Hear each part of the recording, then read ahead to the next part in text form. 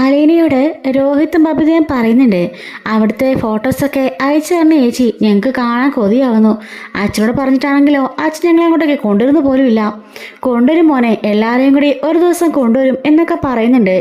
എങ്കിലും ചേച്ചി ഇന്നടുത്ത കുറച്ച് പിക്സൊക്കെ അയച്ചു തരുമോ എന്ന് ചോദിക്കുമ്പം അതിനെന്താ എന്ന് പറയാണ്. അങ്ങനെ അലീന കുറച്ച് ഫോട്ടോസൊക്കെ അയച്ചു കൊടുക്കുന്നുണ്ട്. അതുപോലെ ബാലചന്ദ്രനും വൈജിയും രോഹിത്തും ബബ്ദിയും കൃഷ്ണമോളും കൂടി ഇരുന്നുകൊണ്ട് ആ ഫോട്ടോസ് എല്ലാം കാണുകയാണ്. ഇതെല്ലാം കണ്ട് കാൽ മുതൽ പെരുവിരൽ മുതൽ പെരുത്ത് കയറുകയാണ് വൈജിക്ക്. അവിടുത്തെ ഒരു സെർവൻ്റ് ഉണ്ട്, അവൾ ചായക്കപ്പ് കൊണ്ടുവന്ന് വൈജിയുടെ കയ്യിലേക്ക് കൊടുക്കുകയാണ്. ഇതിന് മധുരവും ഇല്ല ചൂടും ഇല്ല എന്നും പറഞ്ഞുകൊണ്ട് ആ ചായക്കപ്പ് എടുത്ത് ഒറ്റയേറാണ്. നീ എന്തിനാടി ഇവിടെ ഒന്ന് ജോലിക്ക് നിൽക്കുന്നത്? നിനക്ക് ശമ്പളം എണ്ണി തരുന്നുണ്ടല്ലോ. എൻ്റെ ഇഷ്ടത്തിന് മര്യാദയ്ക്ക് അനുസരിച്ച് ഇവിടെ നിന്നോണം, പറയുന്നത് അതുപോലെ അനുസരിച്ചോണം. ഇങ്ങനെയാണ് ഒരു ചായ ഉണ്ടാക്കുന്നത് എന്നൊക്കെ ചോദിക്കുകയാണ്. ഒന്നും മിണ്ടാതെ ആ സെർവൻ്റ് അകത്തേക്ക് കയറിപ്പോന്നുണ്ട്. അമ്മ എന്തിനാ ഞങ്ങളുടെ ദേഷ്യം ആ പാവത്തിനോട് തീർക്കുന്നത്? അവര് ഒരു ജോലിക്കായിട്ട് വന്നതാ എന്ന് വെച്ച് അമ്മയുടെ അടിമയൊന്നും അല്ല. അവർ ചെന്ന് ജോലിക്ക് അവർ ശമ്പളം വാങ്ങിക്കുന്നുണ്ട്. ആ ചായക്ക് ഒരു കുഴപ്പമില്ലെന്ന് ഞങ്ങൾക്കറിയാം. വെറുതെ എന്തിനാ അവരിട്ട് ഇൻസൾട്ട് ചെയ്യുന്നത്? അവരോട് പോയാലേ ഇവിടെ കിടന്ന് നിക്ഷായണ്ണ വരക്കേണ്ടി വരും. ഒരു ജോലിക്കാരിപ്പ് കിട്ടാൻ വലിയ പാടാ. പിന്നെ ഒരു പാടുമില്ല ഒരു ജോലിക്കാരിയെ കിട്ടാൻ. നിനക്ക് തോന്നുന്നതല്ലേ അങ്ങനെ? ജോലിക്കാരിനെ 1000 എണ്ണത്തിനെ കിട്ടും. ഒരു 10,000 രൂപയുടെ കൂടുതൽ പറഞ്ഞാലേ ഇതിനപ്പുറം ജോലിയും ഏതവളൊന്നും ചെയ്യും എന്നൊക്കെ വൈജി പറയുന്നുണ്ട്. അങ്ങനെ പറഞ്ഞുകൊണ്ട് ദേഷ്യപ്പെട്ട് അകത്തേറി കഥ അടയ്ക്കുകയാണ്. അപ്പോൾ ബബിത പറയുന്നുണ്ട്, അച്ഛാ ഇത് വേറൊന്നുമല്ല, അലീന ചേച്ചിയുടെ ഫോട്ടോസ് നമ്മൾ നോക്കിയില്ലേ, അതിൻ്റെ ദേഷ്യം കണ്ടാ.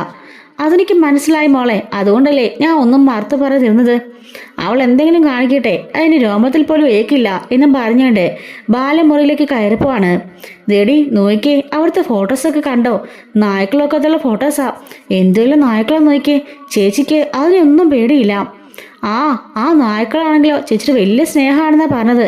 അന്ന് അച്ഛൻ പറഞ്ഞത് കേട്ടില്ലേ? അവിടെ ചെന്ന പാടെ നായ്ക്കളെല്ലാം ചേച്ചിയുടെ മുമ്പിൽ വന്ന് മുട്ടുവെച്ച് നിൽക്കുമായിരുന്നെന്ന്. അത്രയ്ക്ക് സ്നേഹമാ ചേച്ചിയോട്. ഇവിടെയാണെങ്കിലും നമ്മുടെ ടിങ്കുവിനെ ഓർമ്മയുണ്ടല്ലോ, ഡോക്ടർ ശർമ്മയുടെ നായ. ആ നായയല്ലേ ചേച്ചിന്ന് രക്ഷപ്പെടുത്തിയത് എന്ന് പറയുമ്പോഴേക്കും നമ്മുടെ രോഹിത്തിന് മുഖം മാറുകയാണ്. ബബിത രോഹിട്ട സോറി എന്ന് പറയുമ്പം അത് സാരമില്ല, അന്നുണ്ടായതെല്ലാം എൻ്റെ കൺമുമ്പിൽ കൂടി ഇന്നിങ്ങനെ ഓടിപ്പോകുമ്പം എനിക്ക് വല്ലാത്ത കുറ്റബോധമാണ്. നമ്മുടെ ചേച്ചിനെയാണല്ലോ ഞാൻ അങ്ങനെയൊക്കെ ആ ഹരി എന്ന വൃത്തികെട്ടവൻ്റെ കൂടിയാ ഞാൻ അങ്ങനെയൊക്കെ ചെയ്തത്. അവനായിരുന്നു എന്നെ എരിപിരി കയറ്റി ഓരോന്നൊക്കെ പറഞ്ഞത്. ചേച്ചി കൊല്ലപ്പള്ളി വന്നപ്പോൾ തൊട്ട് ചേച്ചിയുടെ ഫോട്ടോസൊക്കെ എനിക്ക് അയച്ചു തരുമായിരുന്നു. എന്നിട്ട് അങ്ങനെയാണ് ഇങ്ങനെയാണെന്നൊക്കെ പറഞ്ഞ് എൻ്റെ മനസ്സിലേക്ക് ഓരോന്ന് കയറ്റി വിട്ടത് അവനാ. പിന്നെ അത് മാത്രമല്ല, നമ്മുടെ അമ്മയാണെങ്കിൽ പോലും നമ്മളിടുന്നവരെ ഒന്നും പറഞ്ഞു തന്നിട്ടില്ല. അലീന ചേച്ചിയാ എന്നോടെല്ലാം പറഞ്ഞത്, സ്ത്രീകളെ ബഹുമാനത്തോടെ കാണണം, സ്നേഹിക്കണം എന്നൊക്കെ. അമ്മ എപ്പോഴും പറഞ്ഞ ഒറ്റ ഡയലോഗാണെന്ന് നിങ്ങൾക്കൊക്കെ അറിയാമല്ലോ. എന്തെങ്കിലും വരട്ടെ എന്നുള്ള രീതിക്കാണ് അമ്മയ്ക്ക് ഇന്നേ വരെ ഒരു വാക്ക് പോലും നമുക്ക് പറഞ്ഞു തന്നിട്ടില്ല. നമ്മളത് സ്നേഹത്തോടെ നോക്കിയിട്ട് പോലുമില്ല. എപ്പോഴും അമ്മ നമുക്ക് വേണ്ടി ജീവിച്ചു പറയുന്നുണ്ടല്ലോ. എന്തെങ്കിലും സ്നേഹത്തോടെ ഒരു നോട്ടമെങ്കിലും നമുക്ക് നേരെ വന്നിട്ടുണ്ടോ? നമ്മളെ വന്ന് പുഞ്ചിരിയോടുകൂടി നമ്മുടെ സമീപിച്ചിട്ടുണ്ടോ? നമ്മൾ ടീച്ചർ സാറെന്നറിയോ? നമ്മൾ പഠിക്കുന്നത് എങ്ങനെയുണ്ടെന്ന് അമ്മ ചിന്തിച്ചിട്ടുണ്ടോ? ഒന്നുമില്ല. അമ്മയ്ക്ക് എപ്പോഴും അമ്മയുടെ കാര്യം, അമ്മ ജോലിക്ക് പോകും വരും, അമ്മയുടെ കാര്യങ്ങൾ നോക്കും. പൈസ ഇന്നേ വരെ നമുക്ക് മുടക്കി എന്തെങ്കിലും ഒരു സാധനം വാങ്ങി തന്നിട്ടുണ്ടോ? ഇന്നേ വരെ നമുക്ക് ഒരു ഡ്രസ്സ് അമ്മ വാങ്ങി തന്നിട്ടുണ്ടോ എന്നൊക്കെ ചോദിക്കുകയാണ്. അമ്മയ്ക്ക് ജോലിയുള്ളതല്ലേ, ശമ്പളം ഉള്ളതല്ലേ, എന്നൊക്കെ ഒരു സംസാരിച്ചുകൊണ്ടിരിക്കുകയാണ്. എന്നിട്ട് പറയാണ്, അന്ന് ആ ചേച്ചി അങ്ങനെ ചെയ്തില്ലാന്നെങ്കിൽ ഈശ്വര എനിക്ക് ഓർക്കാൻ കൂടി വയ്യ. അന്ന് ഹരി പറഞ്ഞിട്ട് മയക്കുമരുന്ന് ഞാൻ ആ ജ്യൂസിൽ കലത്തിയിരുന്നു. അത് ചേച്ചി കുടിച്ച് ഒരു സിപ്പ് എടുത്തതേ ഉള്ളൂ. നിർബന്ധിച്ച് കുടിപ്പിക്കാൻ ഞങ്ങൾ നോക്കിയതാ. ചേച്ചി കൊതറ് മാറി. എന്നിട്ടാ കത്തിലെടുത്ത് വയറ്റി കുത്തിയത്. അതുകൊണ്ടാ പേടിച്ച് ഞങ്ങൾ ഇറങ്ങി ഓടിയത്. അല്ലായിരുന്നെങ്കിൽ ഒരു പക്ഷേ ഞങ്ങൾ ചേച്ചീനെ എന്ന് പറഞ്ഞുകൊണ്ട് രോഹിത്ത് തലകുണിച്ചിരിക്കുകയാണ്. ബബിത കയ്യിൽ പിടിച്ചോട് പറയുന്നുണ്ട്, സാറില്ല രോഹിട്ട, അതെല്ലാം കഴിഞ്ഞു പോയില്ലേ? അലീന ചേച്ചിയോട് ക്ഷമിച്ചില്ലേ? നമ്മുടെ സ്വന്തം കൂടപ്പറപ്പിനെ പോലെ ചേച്ചി എല്ലാം ക്ഷമിച്ചു. അതുകൊണ്ട് ചേട്ടനതൊരു പാഠമായല്ലോ. ഇനി ഒരിക്കലും ഒരു സ്ത്രീയെയും അങ്ങനെ കാണരുതെന്ന് ചേട്ടൻ മനസ്സിലായില്ലേ എന്ന് പറയുമ്പം അതെ, ഇനി ഒരിക്കലും ഞാൻ അങ്ങനെ ഒത്തിട്ടും ചെയ്യില്ല എന്ന് പറയുന്നുണ്ട്. അങ്ങനെ പറഞ്ഞുകൊണ്ട് രോഹി നേരെ മുറിയിലേക്ക് കയറിപ്പോയി കഥ അടയ്ക്കുന്നുണ്ട്. ബബിതയും കൃഷ്ണമോളും മുറിയിലേക്ക് പോയി കഥ അടയ്ക്കുകയാണ്. അങ്ങനെ രാത്രിയിൽ രോഹിത് ഇങ്ങനെ ആ ഒരു കാര്യത്തെക്കുറിച്ചൊക്കെ ആലോചിക്കുകയാണ്. അവൻ്റെ മനസ്സ് വല്ലാതെ കിടന്ന് പിടയുന്നുണ്ട്. എങ്കിലും ചേച്ചിയോട് അങ്ങനെ മോശത്തായി പെരുമാറിയല്ലോ. അന്ന് മാത്രമല്ല, അതിനു മുമ്പ് പലതവണയും അവളെ വഴിമറയ്ക്കുകയും അതുപോലെ പിടിക്കുകയും അതുപോലെ കയറി പിടിക്കാൻ ശ്രമിക്കുകയും പലതരത്തിൽ മോശം വാക്കുകളൊക്കെ പറയാൻ ശ്രമിച്ചിട്ടുണ്ടല്ലോ. അന്നൊക്കെ ചേച്ചി ഞാൻ നിന്റെ ചേച്ചിയാ എന്നും പറഞ്ഞുകൊണ്ട് അവനോട് ദേഷ്യപ്പെട്ട് മാറിപ്പോവായിരുന്നു ചെയ്തിരുന്നത്. അതെല്ലാം ഓർത്ത് വല്ലാണ്ട് വിഷമിക്കുന്നുണ്ട്. താൻ അത്രയ്ക്ക് മോശപ്പെട്ടവനായി പോയല്ലോ ഈശ്വര എന്ന് ഓർത്തുകൊണ്ട് വീണ്ടും വീണ്ടും വല്ലാണ്ട് വിഷമിക്കുകയാണ്. അപ്പോഴാണ് മനസ്സിന് കുളിർമ പോലെ നമ്മുടെ രേവതിക്കുട്ടിയുടെ കോൾ വരുന്നത്. ഹലോ, ഉറങ്ങിയ മരപ്പട്ടി എന്ന് ചോദിക്കുമ്പം ഇല്ലടി മരംകുത്തി എന്ന് പറയാണ്.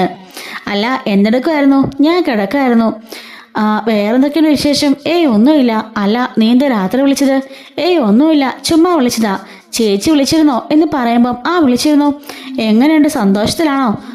നല്ല ഹാപ്പിയില്ല, കുഴപ്പമൊന്നുമില്ല.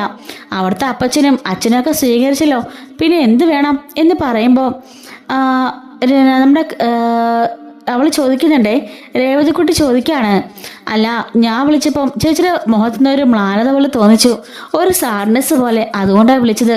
ഞാൻ ചോദിച്ചിട്ട് കാര്യമൊന്നും പറഞ്ഞില്ല. ഇനി നിങ്ങളോട് എന്തെങ്കിലും കാര്യം പറഞ്ഞു കാണുമെന്ന് അറിയാൻ വേണ്ടി ഞാൻ വിളിച്ചതാ. ഇല്ല, എന്നോടൊന്നും പറഞ്ഞില്ല. അയ്യോ, ചേച്ചിക്ക് എന്തെങ്കിലും ബുദ്ധിമുട്ടുണ്ടോ? അതൊന്നും എനിക്കറിയില്ല, അതുകൊണ്ടാണ് ഞാൻ വിളിച്ചത്. നിങ്ങളോട് എന്തെങ്കിലും പറഞ്ഞോ? ഇല്ല. മുമ്പേയും കൂടി കുറെ ഫോട്ടോസൊക്കെ അയച്ചു തന്നു, നായക്കുളത്ത് കളിക്കുന്ന ഫോട്ടോസൊക്കെ. അങ്ങനെ ചേച്ചിക്ക് ഒരു ബുദ്ധിമുട്ടുള്ളതായിട്ട് ഞങ്ങൾക്ക് തോന്നിയില്ല എന്ന് പറയുന്നുണ്ട്. അവിടെയും ആകെപ്പാടെ പ്രശ്നങ്ങളല്ലേ. ആ റീതാമ്മ എന്ന് പറഞ്ഞ സ്ത്രീയും അതുപോലെ അവരുടെ ഫാമിലിയും എല്ലാ ഇഷ്യൂവാ. അതുകൊണ്ട് ചേച്ചിക്ക് ഒരു സമാധാനം കാണുകയില്ല എന്ന് പറയുമ്പം അതൊന്നും സാരമില്ല, അതൊക്കെ മാറിക്കോളും, ചേച്ചി അതൊക്കെ അഡ്ജസ്റ്റ് ചെയ്തോളും എന്ന് പറയുന്നുണ്ട്. എങ്കിലും എനിക്ക് നല്ല വിഷമമുണ്ട് ചേച്ചി. ഇവിടെ നിന്നപ്പോഴൊരു സമാധാനമില്ല, അവിടെ പോയപ്പോഴും അതിനപ്പുറം സമാധാനക്കേട്. ആ ജോലിക്കാർ അതൊക്കെ എന്തൊക്കെ പ്രശ്നം ഉണ്ടാക്കിയത്, അതുപോലെ ഇപ്പോഴത്തെ അടുത്ത ആൾക്കാർ എന്നൊക്കെ പറയുന്നുണ്ട്. അതൊന്നും ഓർത്ത് നമ്മൾ വിഷമിക്കേണ്ട ചേച്ചി, അതെല്ലാം മാനേജ് ചെയ്തോളും എന്ന് പറയുന്നുണ്ട്. രേവതിക്കുട്ടി അവിടെ എന്തെടുക്കുക? ഞാൻ കിടന്നു. അല്ല, പഠിക്കാനില്ലായിരുന്നോ? പഠിത്തമൊക്കെ കഴിഞ്ഞെന്നേ. പഠിത്തമെല്ലാം കഴിഞ്ഞിട്ട് കിടക്കാനിറങ്ങായിരുന്നു. എന്തായാലും രേവതിക്കുട്ടിക്ക് കിട്ടിയ ഭാഗ്യമാണ് മാമച്ചനങ്ങളും ഗ്രേസമ്മാൻ്റെയും. അതുപോലെ തന്നെ രണ്ടുപേരെ രേവതിക്കുട്ടിക്ക് കിട്ടിയില്ലേ? അല്ലെങ്കിൽ ഒരു ഹോം നേഴ്സായിട്ട് ആ വീട്ടിലേക്ക് ഒരു വേലക്കാരിയെ പോലെ വന്നതല്ലായിരുന്നോ? ഇപ്പം നീ അവിടുത്തെ രാജകുമാരിയെ പോലെ ആയില്ലേ? അവിടുത്തെ എല്ലാം ഇപ്പം നിന്റെ കീഴിലല്ലേ? അത് മാത്രമല്ല, നിന്നെ ആ ഒരു കോളേജിലേക്കൊക്കെ പഠിപ്പിക്കാനൊക്കെ തയ്യാറായല്ലോ, അത് തന്നെ വലിയ കാര്യം എന്ന് പറയുന്നുണ്ട്. അപ്പം രേവതിക്കുട്ടി പറയാണേ, അതെ അതെ, എന്താണേലും എനിക്ക് ഒരുപാട് സന്തോഷമായി. ഇങ്ങനൊരു ലൈഫ് എനിക്ക് കിട്ടിയതിൽ ഒത്തിരി ഞാൻ ദൈവത്തോട് നന്ദി പറയുന്നുണ്ട്, പിന്നെ മമ്മിക്കും എന്ന് പറയാണ്. ഇതുവരെ ഇതുപോലെ ഒരു മുറിയിൽ ഞാൻ താമസിച്ചിട്ടില്ല. അതുമാത്രമല്ല, ഒരു അനാഥത്വം എന്ന് പറഞ്ഞാലേ അതിൻ്റെ വേദന എന്താണെന്ന് ആർക്കും പറഞ്ഞാൽ മനസ്സിലാവില്ല. അത് അനുഭവിച്ച് തന്നെ അറിയണം. ഇവിടെ വന്നതിന് ശേഷം എനിക്കൊരു അച്ഛനും ഒരു വല്യച്ഛനൊക്കെ ഉണ്ടെന്ന് എനിക്ക് അറിഞ്ഞത്. എന്തായാലും അവരെ കണ്ടതിലും ഒത്തിരി സന്തോഷമുണ്ട്. എന്നെ ജനിപ്പിച്ച ആളെ ഒന്ന് കാണാൻ പറ്റിയല്ലോ എന്നൊക്കെ പറയാണ്. അങ്ങനെ അവിടുത്തെ കാര്യങ്ങളെല്ലാം സംസാരിക്കുകയാണ്. അല്ല, അത്താഴത്തിന് എന്താ കഴിച്ചത്? ഇവിടെ വെജിറ്റബിൾ കറിയും ചപ്പാത്തിയായിരുന്നു. അങ്കിളിന് അങ്ങനെ ഒരുപാടൊന്നും കഴിക്കാനാവില്ലെന്ന് അറിയാലോ, അതുകൊണ്ട് ഞങ്ങൾ എല്ലാവരും ഡയറ്റ് ഫുഡ്സ് മാത്രമേ ഇപ്പോഴും കഴിക്കാറുള്ളൂ എന്ന് രേവതിക്കുട്ടി പറയുന്നുണ്ട്. അല്ല, അവിടെ എന്തായിരുന്നു? ഇവിടെ സെർവൻറ്റ് വന്നല്ലോ, അതുകൊണ്ടിപ്പോൾ എഗ് കറി ഉണ്ടായിരുന്നു, പിന്നെ ചിക്കൻ കറി ഉണ്ടായിരുന്നു, ചപ്പാത്തി ഉണ്ടായിരുന്നു. എല്ലാവരും കിടന്നോ? കിടന്നു. അല്ല, വൈജയന്തിമാല എന്തു പറയുന്നു? ആഹാ, കൊള്ളാലോ, എൻ്റെ അമ്മേനാണ് അങ്ങനെ പറഞ്ഞത്. പിന്നല്ലാതെ വൈജയന്തിമാല ഒരു സംഭവമല്ലേ എന്ന് പറയുന്നുണ്ട്. അമ്മ കിടന്നു. ഇന്ന് ബഹളമൊന്നും ഉണ്ടാക്കിയില്ലേ? ഇന്ന് ചെറിയൊരു ബഹളം ഉണ്ടാക്കി, ഇപ്പോൾ കഴിഞ്ഞതേ ഉള്ളൂ. ഇന്ന് സെർവൻറ്റിനോടായിരുന്നു.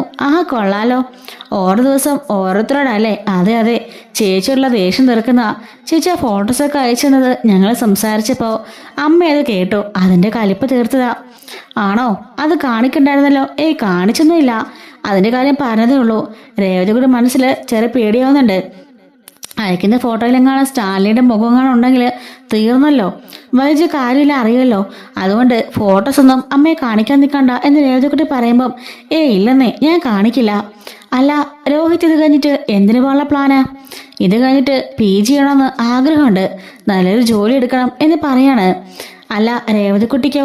ഞാനും അങ്ങനെയൊക്കെ തന്നെ കരുതിയിരിക്കുന്നത്. ഇതിപ്പോൾ ഫസ്റ്റ് ഇയറിലേ ആയല്ലോ, തേർഡ് ഇയർ കഴിയട്ടെ എന്നിട്ട് തീരുമാനിക്കാം. അല്ല നഴ്സിങ്ങോ അങ്ങനെ എന്തെങ്കിലും പോകുന്നുണ്ടോ? ഏയ് അതിനോടൊന്നും താല്പര്യമില്ല. ഇത് കഴിഞ്ഞിട്ട് PG എടുത്ത് എന്തെങ്കിലുമൊക്കെ ചെയ്യണമെന്ന് ആഗ്രഹം. നല്ലൊരു ജോലി വാങ്ങിക്കണം. വിവാഹം കഴിച്ച് പോകുന്ന ആൾക്ക് ജോലി ഇല്ലെങ്കിൽ അയാളെ കൂടെ പോറ്റാലോ. അതെന്താ ജോലിയില്ലാത്ത ആളെ വിവാഹം കഴിക്കുള്ളോ? അയ്യോ അങ്ങനെയൊന്നുമല്ല. ഞാൻ പറഞ്ഞതാ, ഏതെങ്കിലും സാഹചര്യത്തിൽ അയാളുടെ ജോലി പോവാണെങ്കിൽ നമ്മൾ കൂടെ നിന്ന് രക്ഷിക്കാമല്ലോ. അപ്പൊ വിവാഹത്തെ കാര്യത്തെ പറ്റിയൊക്കെ ചിന്തിച്ചു തുടങ്ങിയല്ലേ? പിന്നെ ചിന്തിക്കാതെ, എനിക്ക് 10-20 വയസ്സായില്ലേ, ഇനിയിപ്പം എനിക്ക് ചിന്തിക്കാമല്ലോ എന്ന് പറയുന്നുണ്ട്. ആ ചിന്തിക്കാം. അല്ല ആ ചിന്തയിൽ ഞാൻ ഉൾപ്പെടുവോ? രോഹിത്തേട്ടനോ? എന്തിന്? അല്ല ഞാൻ ചോദിച്ചതേ ഉള്ളൂ. എന്നാൽ ശരി, നാളെ വിളിക്കാം എന്നും പറഞ്ഞിട്ട് രോഹിത് കട്ടാക്കാണ്. രോഹിത്തിന്റെ സംസാരത്തില് എന്തോ ഒരു പ്രണയത്തിന്റെ ഒരു അംശം നമ്മുടെ രേവതിക്കുട്ടിക്ക് തോന്നിത്തുടങ്ങാണ്. തന്നെ കൂടെ ഉൾപ്പെടുത്തുമെന്ന് രോഹി ചോദിച്ചല്ലോ, അതുകൊണ്ട്. പെട്ടെന്നാണ് രോഹി ഫോൺ കട്ടാക്കിയിട്ട് രേവതിക്കുട്ടിയുടെ ഫോട്ടോസ് എടുത്ത് നോക്കുകയാണ്. അന്ന് ചിന്നുകുട്ടിയുമായി കളിച്ച സമയത്തൊക്കെ രേവതിക്കുട്ടിയുടെ ഫോട്ടോസൊക്കെ ഒരുപാട് രോഹിത്തിന്റെ കയ്യിലുണ്ടല്ലോ. അതെല്ലാം അവൻ സൂം ചെയ്ത് നോക്കുന്നുണ്ട്. രേവതിക്കുട്ടിയുടെ സൗന്ദര്യം അപ്പോഴാണ് അവന് ശരിക്കും തോന്നി തുടങ്ങിയത്. ആ ഫോട്ടോസൊക്കെ നോക്കി അവൻ സ്വയമേ ചിരിക്കുകയാണ്. എന്നിട്ട് അതിങ്ങനെ നെഞ്ചത്തോടെ കമത്തി വെച്ചിട്ട് തലയിൽ 2 കൈയും വെച്ചതിന് ശേഷം ഇങ്ങനെ മുകളിലേക്ക് നോക്കി ചിരിച്ചുകൊണ്ട് ആ ഒരു ഓർമ്മയൊക്കെ ഇങ്ങനെ ഓർത്തു നോക്കാണ്. വീട്ടിലേക്ക് പോയതും അവളുടെ ഓരോ പ്രകടനങ്ങളും പിന്നെ അവളുടെ ചിരിയും കളിയും ദേഷ്യവും എല്ലാം ഓർത്തു നോക്കുന്നുണ്ട്. രേവതിക്കുട്ടിയാണെങ്കിലും അന്ന് രോഹിത് വന്നപ്പോൾ താക്കൽ കൊടുത്ത ആ ഒരു സീനൊക്കെ ഓർക്കുകയാണേ. അന്ന് ആ രേവതിക്കുട്ടിയെ നോക്കിയ നോട്ടം നല്ല രസമായിരുന്നല്ലോ. അതൊക്കെ റീവൈൻഡ് ചെയ്ത് രേവതിക്കുട്ടി ഓർക്കുന്നുണ്ട്.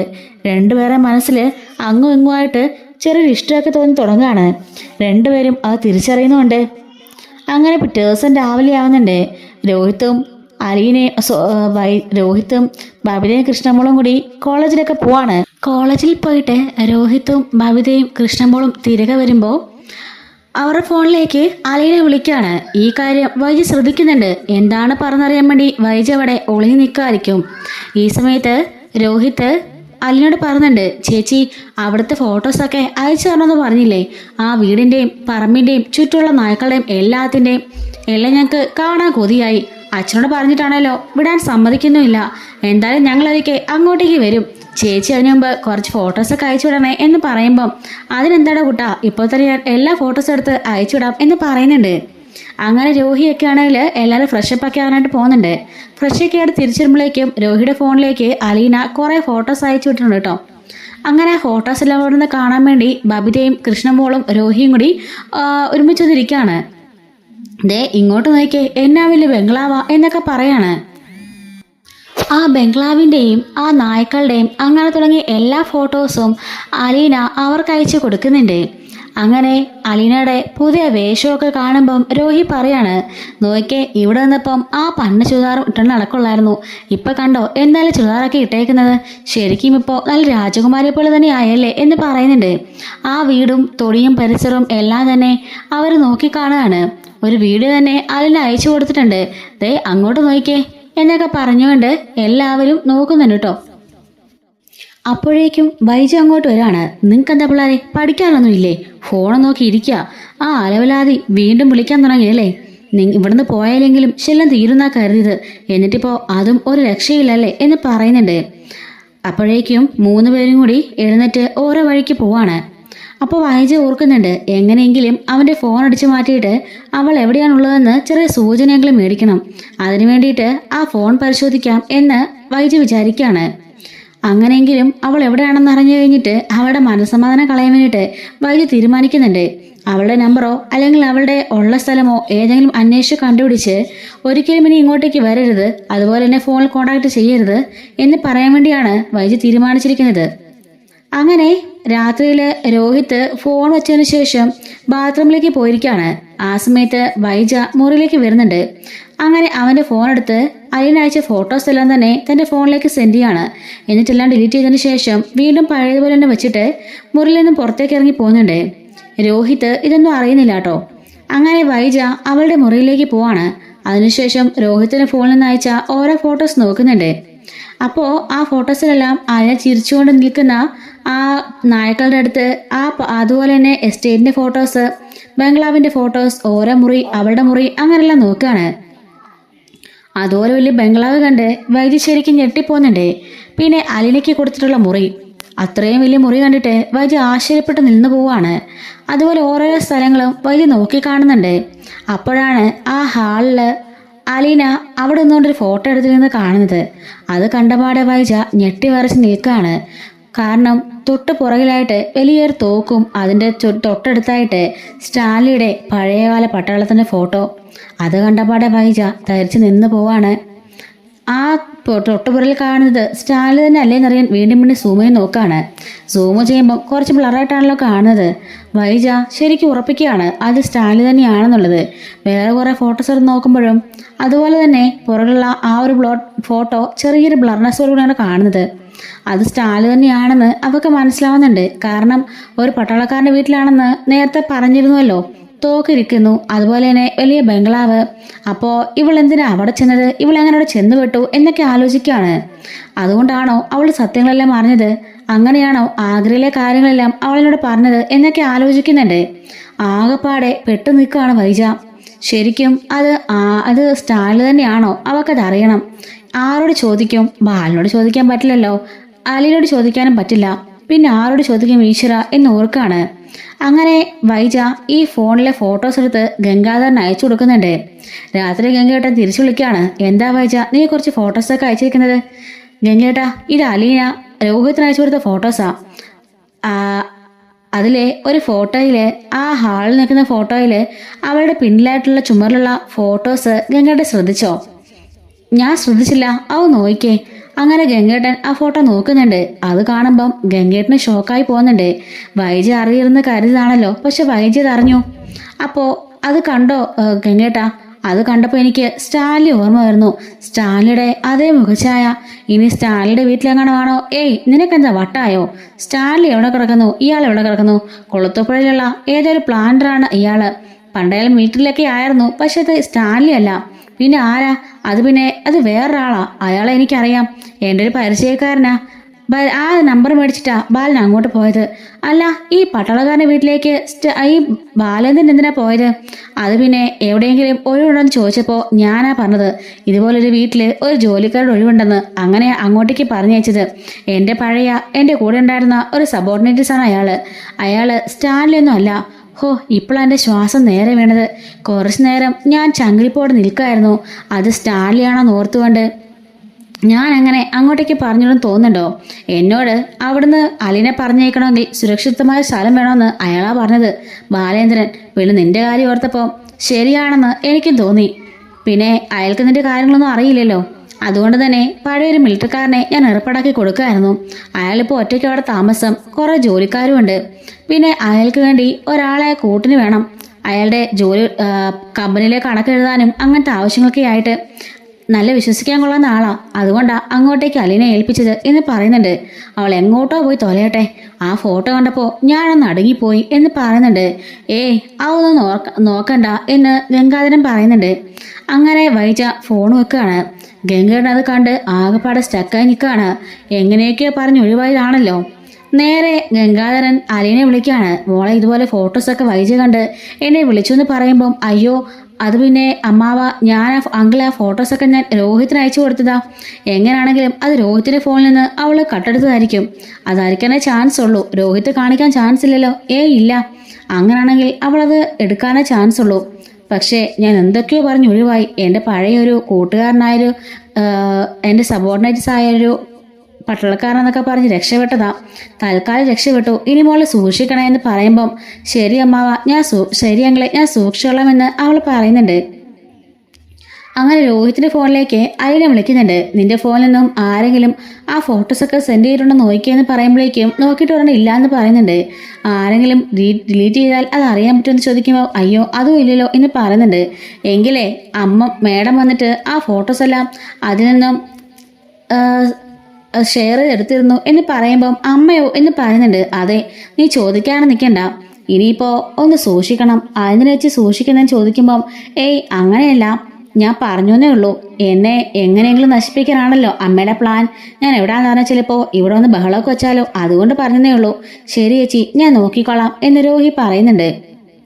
താഴേക്ക് ഇറങ്ങി വന്നിട്ട് രോഹി കൃഷ്ണനോട് പറയാണ്, കൃഷ്ണനെ ഞാനൊരു കാര്യം പറഞ്ഞേക്കാം.